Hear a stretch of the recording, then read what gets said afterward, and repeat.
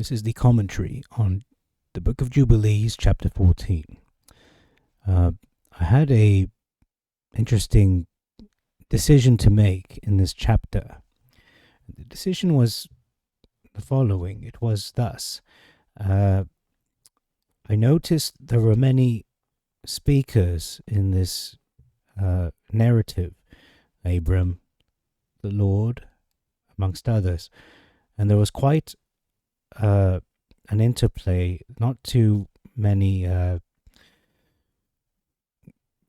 try to be brief, but the narrative aspect was kind of was rather limited, and I would be jumping between voices quite often, and I felt that this was not conducive to maintaining this tone.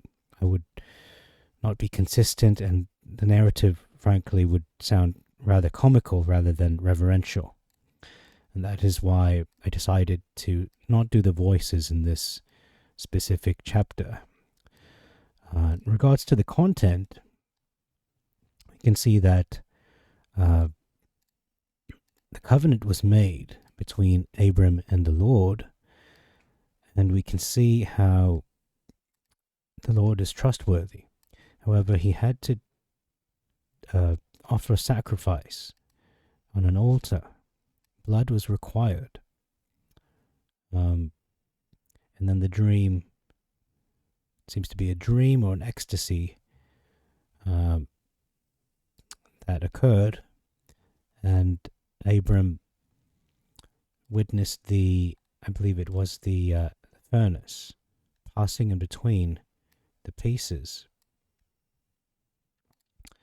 I don't see it mentioned here regarding the furnace.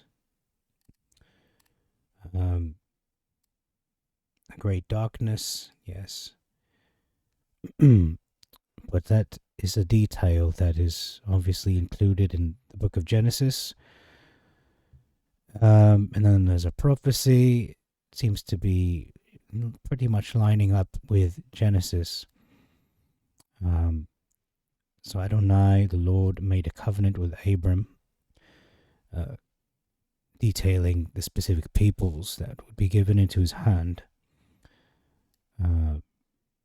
Maybe not so much, perhaps, given into his hand, but the current inhabitants of the land would then be, their land would then be his, given to him by the Creator. And then we can see how the birds ate the fruit offerings, the drink offerings. I should say, no, that's not what happened. Abram offered the pieces, the birds, the fruit offerings. So the birds did not eat the pieces, but I did recall a section regarding the birds. There it is. And Abram drove them away. And then we can see, as we continue reading here, that Abram rejoiced and made all these things known to Sarai his wife. Therefore he truly did believe Adonai, that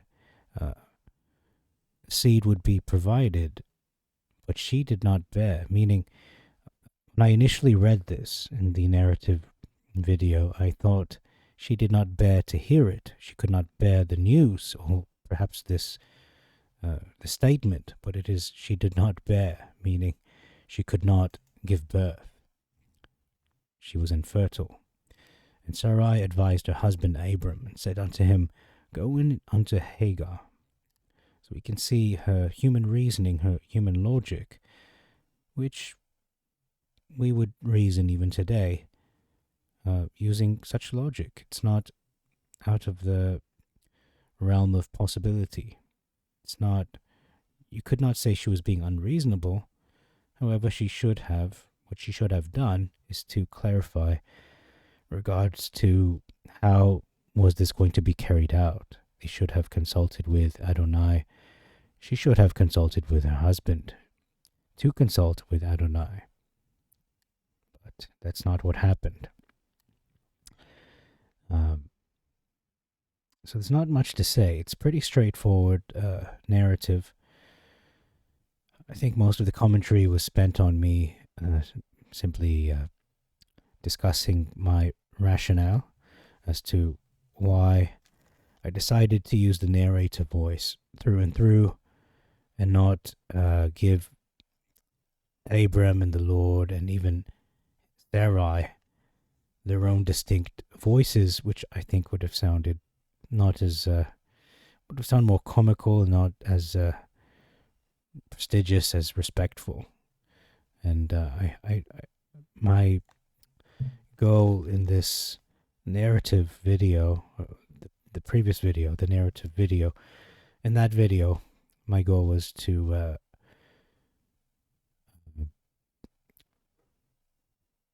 provide an experience, a listening experience that could be followed and not be not make a mockery or not make light of the text, and take it with the seriousness, the respect and the reverence that it deserves. So that's all for this video.